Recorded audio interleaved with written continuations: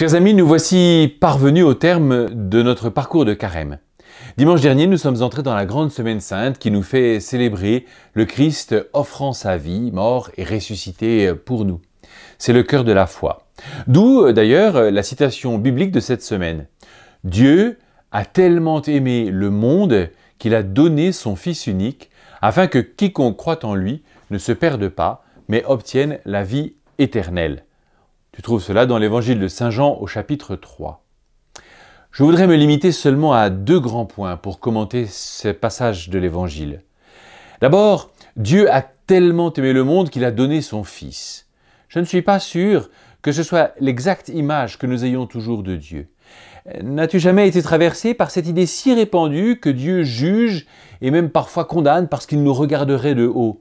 Avec cette petite tentation, mais qu'est-ce que j'ai fait au bon Dieu pour qu'il m'arrive ceci ou cela? Eh bien non, Dieu n'est pas la source de nos problèmes. C'est une fausse idée, tenace, mais pourtant une fausse idée, parce que ce ne serait pas Dieu, sinon. Car Dieu aime le monde et n'a d'autre désir que de lui donner sa vie.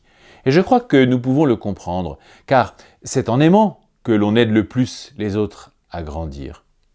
C'est bien comme cela que Dieu s'y prend pour nous et pour nous guider. Et la manifestation de cet amour, c'est son Fils Jésus. D'abord parce qu'il s'est fait le plus proche de nous, en venant vivre tout comme nous exactement. Ensuite, il nous a confié sa parole qui nous aide à voir clair et à avancer. Enfin, il a offert sa vie pour chacun d'entre nous. Et pour cela, le Seigneur nous invite à croire en lui. Et c'est mon deuxième point. Notre relation à Dieu se vit sous le mode de la foi. C'est-à-dire que nous le connaissons, mais nous ne savons pas tout. Nous ne le voyons pas face à face comme d'autres personnes, mais nous sentons sa présence. Et plus nous avançons dans la foi, plus nous sommes convaincus de son existence. Et nous voyons les traces de son action dans le monde tout autour de nous. Dans la foi, je vois trois dimensions qui se complètent. La première, bien sûr, c'est la confiance. Sans la confiance, aucune relation ne peut se construire. Et tu le sais très bien. La deuxième dimension, c'est l'écoute. Ce n'est pas pour rien que c'est le premier de tous les commandements de Dieu. Écoute, alors tu aimeras Dieu et ton prochain. Cela vaut pour Dieu comme pour les autres.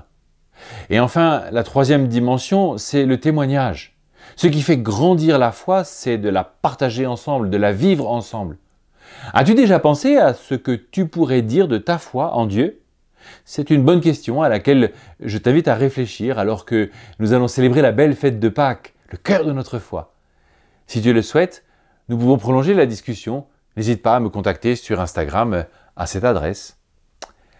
Bonne fête de Pâques et à bientôt!